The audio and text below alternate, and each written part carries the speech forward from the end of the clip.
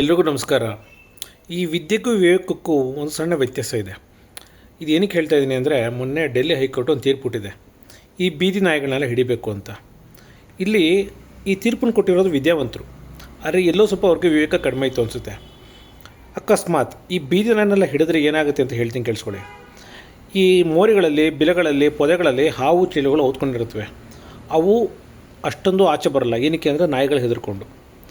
ಈ ಹೆಗಣಗಳ ಸಂತತಿ, ಇಲಿಗಳ ಸಂತತಿ ಅದು ಒಂದು ಹತೋಟಿಲಿದೆ ಅಂದರೆ ಅವುಗಳನ್ನ ನಾಯಿಗಳು ಅಥವಾ ಬೆಕ್ಕುಗಳು, ಮುಖ್ಯವಾಗಿ ನಾಯಿಗಳು ಬೇಟೆ ಆಡೋದ್ರಿಂದ. ಈ ನಾಯಿನೇ ಇಲ್ಲ ಅಂದರೆ ಆ ಬೀದಿ ಹೆಗಣದ ಕೊಂಪೆ ಆಗುತ್ತೆ. ನಿಮಗೆ ಗೊತ್ತು, ಒಂದು ಹೆಗಣ ಅಥವಾ ಒಂದು ಇಲಿ ಕಾರ್ ವೈರ್ ಕಡೋರು ಏನಾಗುತ್ತೆ ಅದು ಇದು ಅಂತೆಲ್ಲ ನೋಡಿದ್ದೀರ. ಆಮೇಲೆ ಅವು ಸತ್ತರೆ ಎಷ್ಟು ಕೆಟ್ಟ ವಾಸನೆ ಬರುತ್ತೆ, ಅದರಿಂದ ಏನು ಸಾಂಕ್ರಾಮಿಕ ರೋಗ ಬರುತ್ತೆ ಅನ್ನೋದು ಗೊತ್ತಿದೆ. ಸೊ ಇದನ್ನೆಲ್ಲ ತಡೀತಾ ಇರೋದು ಒಂದು ಬೀದಿ ನಾಯಿಗಳು. ಹಾಗಾಗಿ ಈ ಬೀದಿ ನಾಯಿಗಳು, ಇನ್ನೊಂದು ಹೇಳ್ತೀನಿ, ಈ ಬೀದಿ ನಾಯಿಗಳು ರೋಡಲ್ಲಿ 90% ಗಲೀಜು ಮಾಡಲ್ಲ. ಈ ರೋಡಲ್ಲಿ ಗಲೀಜು ಮಾಡೋದು ಏನಿದ್ರು ನೀವು ಸ್ಟೈಲಾಗಿ ಕರ್ಕೊಂಡು ಹೋಗ್ತಿರಲ್ಲ ವಾಕಿಂಗ್ ಅಂತ, ಆ ನಾಯಿಗಳಷ್ಟೇ. ಆಮೇಲೆ ಇನ್ನೊಂದು ನೀವು ಗಮನಿಸಿ, 90% ನಾಯಿಗಳು ಬೀದಿನಲ್ಲಿ ಅಥವಾ ಊರೊಳಗಡೆ ಸಾಯೋದಿಲ್ಲ ಅವುಗಳು. ನೀವೆಲ್ಲರೂ ಒಂದ್ಸತಿ ಯೋಚನೆ ಮಾಡಿ, ಎಷ್ಟು ಬೀದಿ ನಾಯಿಗಳು ಸತ್ತಿರೋದು ನೋಡಿದ್ದೀರಾ ನೀವು? ಅವುಗಳು ಏನಿದ್ರು ಊರಾಚೆ ನಿರ್ಜನ ಪ್ರದೇಶದಲ್ಲಿ ಹೋಗಿ ಅವುಗಳು ಪ್ರಾಣ ಬಿಡೋದು.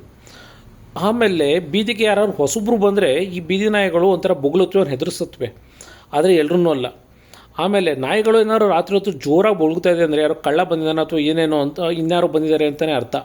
ಒಂದು ಈಗ ಹಳ್ಳಿಗಳಲ್ಲಿ ಯಾವ್ದಾದ್ರು ಚಿರತೆ ಬಂದರೆ ಅಥವಾ ಆನೆನೋ ಏನಾದ್ರು ಬಂದರೆ ಮೊದಲನೇ ಸಿಗ್ನಲ್ ಕೊಡೋದೆ ನಾಯಿಗಳು. ಅವುಗಳು ಹೆದರ್ಕೊಳ್ಳೋದಿಲ್ಲ, ಅವನ್ನ ಚೇಸ್ ಮಾಡ್ಕೊಂಡು ಹೋಗ್ತಾ ಇರುತ್ತವೆ. ಇದು ಮನುಷ್ಯರು ಗೊತ್ತಾಗುತ್ತೆ ಈ ಪ್ರಾಣಿ ಇಂಥ ಕಡೆ ಸಂಚಾರ ಮಾಡ್ತಾಯಿದೆ ಅಂತ. ಸೊ ಈ ಬೀದಿ ನಾಯಿ ನಮ್ಮ ಊರು ಕಾಪಾಡೋದ್ರಲ್ಲಿ ತುಂಬ ಒಂಥರ ಗೂರ್ಕೊಂಡು ಕೆಲಸ ಮಾಡ್ತಾಯಿದೆ. ನಾವೇನೋ ಒಂದು ಹಳಸಿದ ಅನ್ನನೋ ಏನೋ ಹಾಕ್ತೀವಿ, ಅದನ್ನು ತಿಂತಾ ಇರುತ್ತೆ. ಅದನ್ನು ಬೀದಿ ನಾಯಿಗಳಿಲ್ಲ ಅಂದರೆ ಈ ಅನ್ನಗಳು ಏನಾಗುತ್ತೆ ಬೀದಿಲಿ ಹಾಕಿದ್ದು ಅವು ಹುಳ ಬಂದು ಅದು ಇನ್ನೊಂದು ಥರ ರೋಗಕ್ಕೆ ಎಡೆ ಮಾಡಿಕೊಡುತ್ತೆ. ಹಾಗಾಗಿ ಬೀದಿ ನಾಯಿಗಳು ಅವಶ್ಯಕ.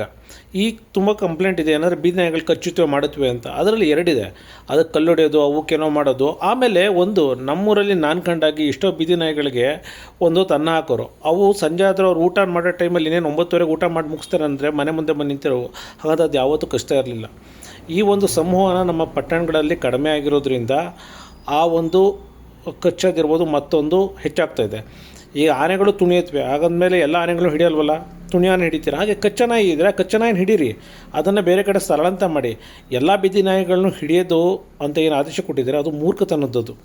ಅದನ್ನು ಏನಾದ್ರು ಇಂಪ್ಲಿಮೆಂಟ್ ಮಾಡಿದ್ರೆ ತುಂಬ ಕಷ್ಟ ನಾಯಿಗಳಿಗಾಗಲ್ಲ, ಜನಕ್ಕಾಗುತ್ತೆ. ನಾನು ಹೇಳಿದ್ರೆ ಏನಾದ್ರು ತಪ್ಪಿದರೆ ದಯವಿಟ್ಟು ತಿಳಿಸಿ.